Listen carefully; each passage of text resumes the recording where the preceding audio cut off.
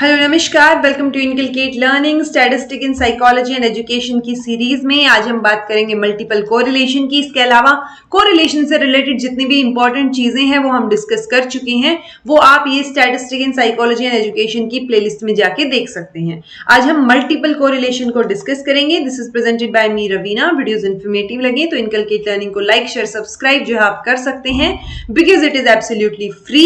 So free में इतना तो बनता है कि आप सब्सक्राइब कर दें। मल्टीपल कोरिलेशन की बात अगर हम करें सो नेट में यूजुअली इसका क्वेश्चन देखने को नहीं मिला है, बट कॉन्सेप्चुअल लेवल पे चीजें तो एटलीस्ट आपको पता होनी चाहिए।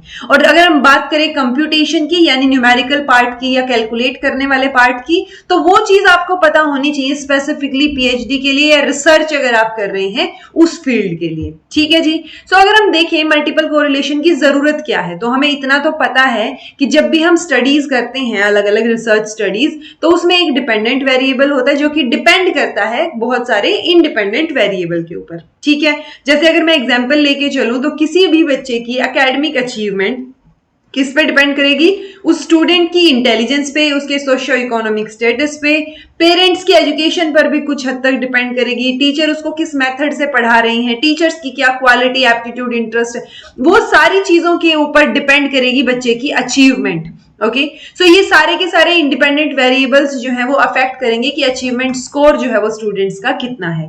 इसका कंबाइंड इफेक्ट अगर हम देखना चाहें किसी एक सिंगल डिपेंडेंट वेरिएबल के ऊपर, यानी मान लो मैं कोफिशिएंट निकालना चाह रही हूं 1.23, यानी मैं ये 2 और 3 का इफेक्ट देखना चाह रही हूं 1 के ऊपर। पार्शियल कोरिलेशन में हमने क्या किया था, हम इस तरीके से डिनोट कर रहे थे 1 2.3। ठीक है।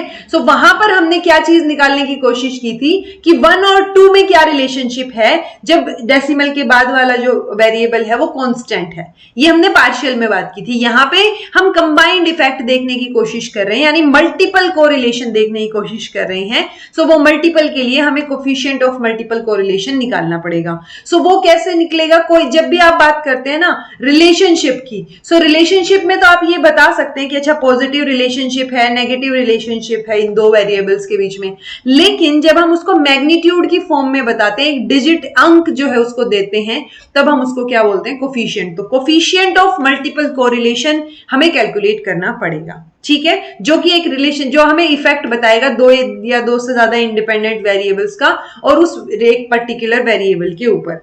सो मल्टीपल कोरिलेशन किस लिए है? ये रिलेशनशिप बताता है एक वेरिएबल का और कॉम्बिनेशन ऑफ 2 और मोर वेरिएबल्स। ठीक है। अब एग्जांपल ले लेते हैं, जैसे डिपेंडेंट वेरिएबल है मान लो x1 और x2 और x3 क्या है? इंडिपेंडेंट है। सो हमें x2 और x3 का कंबाइंड इफेक्ट देखना है x1 के ऊपर। सो हम इस तरीके से डिनोट करेंगे मल्टीपल कोरिलेशन कोफिशिएंट को R1 एंड डेसिमल 2 एंड 3। सो हम क्या कंप्यूट कर रहे हैं? हम कोरिलेशन कंप्यूट कर रहे हैं बिटवीन जो वेरिएबल 1 है और उसका कॉम्बिनेशन बाकी 2 वेरिएबल्स का, उसके साथ क्या रिलेशनशिप है। ठीक है जी। ये फॉर्मूला रहेगा, एक फॉर्मूला ऑब्वियसली आपको ध्यान रखना पड़ेगा। ये चीज आपको पता होनी चाहिए कि जब भी आप मल्टीपल कोरिलेशन निकालेंगे तो उससे पहले आपको जो पार्शियल कोरिलेशन है या कोरिलेशन कोफिशिएंट है वो निकालने आने चाहिए। जैसे ये कोरिलेशन कोफिशिएंट है R1 और 2 के बीच का, यानी 1 और 2 में क्या रिलेशनशिप है, फिर एक वेरिएबल और 3 वेरिएबल में क्या रिलेशनशिप है, 2 वेरिएबल या तीसरे नंबर के वेरिएबल में क्या रिलेशनशिप है। सो ये रिलेशनशिप आपको पता होने चाहिए और पार्शियल कोरिलेशन का कॉन्सेप्ट भी थोड़ा सा आपको आइडिया होना चाहिए। ओके। तो ये कोरिलेशन यहाँ पे हो गए between x1 x2 x1 x3 x2 x3, ये फॉर्मूला हो गया। अच्छा फॉर्मूला ओके, मैंने यहाँ 1/2 नहीं लिखा भाई। सो ये ऐसे आएगा, यानी कि R12 का स्क्वायर प्लस R13 का square minus 2 R12 R13 and R23 divide by 1 minus R square 2 3। ठीक है। और ये अंडर रूट। सो ये फॉर्मूला रहेगा आपका मल्टीपल कोरिलेशनशिप निकालने का। एग्जाम्पल देख लेते हैं। यहाँ पे एक रिसर्चर जो है वो इम्पैक्ट जानना चाह रहे हैं एक पर्सन की इंटेलिजेंस का और किसका his economic status on his academic success. So intelligence और इकोनॉमिक्स जो ये 2 चीजों का इफेक्ट देखना चाह रहे हैं हम एक पर्सन के ऊपर, यानी कि ये क्या हो गया, पर्सन वाला जो है हम R1 अगर लगा के चलें या x1 लगा लीजिए वेरिएबल, ठीक है, इंटेलिजेंस का x2 वेरिएबल और x3 जो है वो सोशियो इकोनॉमिक स्टेटस। सो यहाँ पर भी हमें क्या देखना है, ये 1 क्या रिप्रेजेंट कर रहा है बच्चे की एकेडमिक सक्सेस, ये इंटेलिजेंस और ये सोशियो इकोनॉमिक स्टेटस। तो ये चीजें हमें बता दी। अब हमें मल्टीपल कोरिलेशन निकालना है। सो वही सेम चीज R1.23 ये हमें कैलकुलेट करना पड़ेगा, जो ऊपर आपको फॉर्मूला मैंने दिखाया। सो वो फॉर्मूला के साथ यहाँ पे ऑलरेडी आपको चीजें मेंशन कर रखी हैं, कोरिलेशन कोफिशिएंट्स। सो आप इनको वहां पे डायरेक्ट पुट कीजिए और एग्जाम्पल ये जो क्वेश्चन है ये सोल्व करके देखिए। आंसर इसका 0.61 आपको देखने को मिलेगा, यानी कि ये कोरिलेटेड है एक दूसरे से कितना, वो ये हमें मैग्नीट्यूड यहाँ से बता देगा, ठीक है। इसके अलावा और भी तरीके होते हैं, और भी फॉर्मूला आपको मिल जाएंगे। जैसे एक फॉर्मूला है ये, जिसके अंदर R12 क्या रिप्रेजेंट कर रहा है, 1 और 2 के बीच का कोरिलेशन, और R13.2 ये क्या हो गया, पार्शियल कोरिलेशन। ओके, तो पार्शियल कोरिलेशन भी अगर हमें दे रखा है ना, तो भी हम कैलकुलेट कर सकते हैं चीजें। यहां पर भी ये क्या हो जाएगा, 1 माइनस आर स्क्वायर मतलब ये 1 2 का square, then 1 minus r square, ये पार्शियल कोरिलेशन, एंड ये अंडर रूट, ठीक है। सो ये भी क्या रहेगा, हमारा सेम आंसर यहां से निकलना चाहिए। सो ये पार्शियल कोरिलेशनशिप अगर आपको मेंशन कर रखा है तो उस हिसाब से भी ये फॉर्मूला आप यूज कर सकते हैं, ठीक है जी।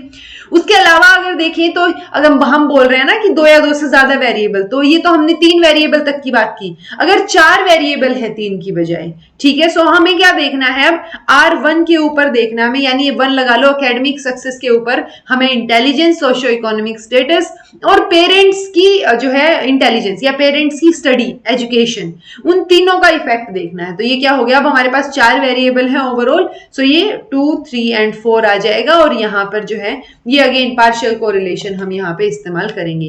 तो ये फर्स्ट ऑर्डर पार्शियल कोरिलेशन जो है वो हमें यहाँ पे 1 और 3 के बीच में ये देखने को मिल रहा है। और ये क्या हो गया, second order. First order second order partial correlation क्या होते हैं, वो पार्शियल कोरिलेशन के टाइम मैंने आपको समझाया था।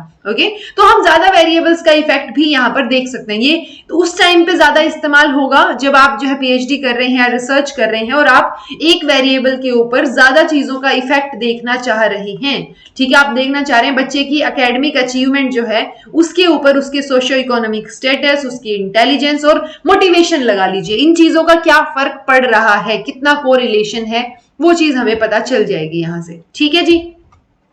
कैरेक्टरिस्टिक ओवरऑल क्या रहेंगी, तो मल्टीपल कोरिलेशन जो है वो कोरिलेशन है जो हमें हेल्प करता है कितनी स्ट्रेंथ ऑफ एसोसिएशन है एक डिपेंडेंट वेरिएबल और 2 या 2 से ज्यादा इंडिपेंडेंट वेरिएबल्स के बीच में। यानी जो हमने अभी अभी बात की, एक डिपेंडेंट वेरिएबल जो बहुत सारे फैक्टर्स के ऊपर डिपेंड कर रहा है, सो वो क्या रिलेशनशिप है, इनका कंबाइंड इफेक्ट क्या निकल के आएगा, वो हम यहां से पता कर सकते हैं, ठीक है। It is related to the correlations of independent variables as well as to correlation of these variables with the dependent variable.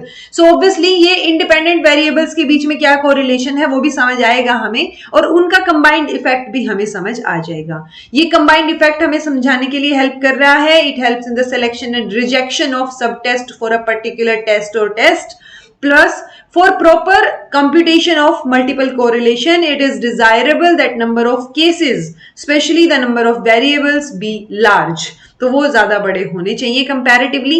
ये पॉइंट आपका याद रखने वाला है जो नेट के एग्जाम में भी पूछा जा सकता है।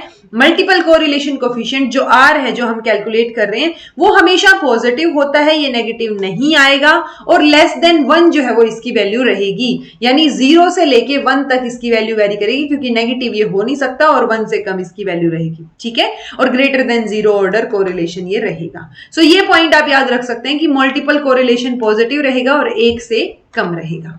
सो ओवरऑल हमें 1 से कम वाला पॉइंट याद रखना है। ये कंबाइंड इफेक्ट जो है वो हमें 2 या 2 से ज्यादा वेरिएबल्स का समझाने के लिए हेल्प करता है, और ये इसीलिए इसकी यूटिलिटी जो है वो कंपैरेटिवली बढ़ जाती है, ठीक है। तो ये ज्यादा यूटिलाइज किया जाता है ताकि हम ज्यादा चीजों का इफेक्ट, क्योंकि ऐसा तो नहीं होता कि कोई चीज ऐसे बिल्कुल आइसोलेशन में हो कि हम सक्सेस के ऊपर सिर्फ एक ही चीज का, इंटेलिजेंस का ही इफेक्ट देखेंगे। इंटेलिजेंस के साथ साथ और भी बहुत सारे फैक्टर्स हैं जो सक्सेस को अफेक्ट करते हैं, तो उन सारों का इफेक्ट देखने के लिए हमें मल्टीपल कोरिलेशन जो है वो कैलकुलेट करना पड़ेगा, ठीक है जी। सो आई होप आपको मल्टीपल कोरिलेशन समझ आया होगा। यूजुअली हम कंबाइंड इफेक्ट देखने के लिए इस्तेमाल करते हैं इसको। And this was all about today. Thank you so much for watching. समझ आ गया है, नहीं आया है, कमेंट करके बताइएगा, पूछ लीजिएगा। This was all about today. Thank you so much for watching. Be happy, keep smiling, subscribe to inculcate learning because it is absolutely free, and be consistent in your efforts.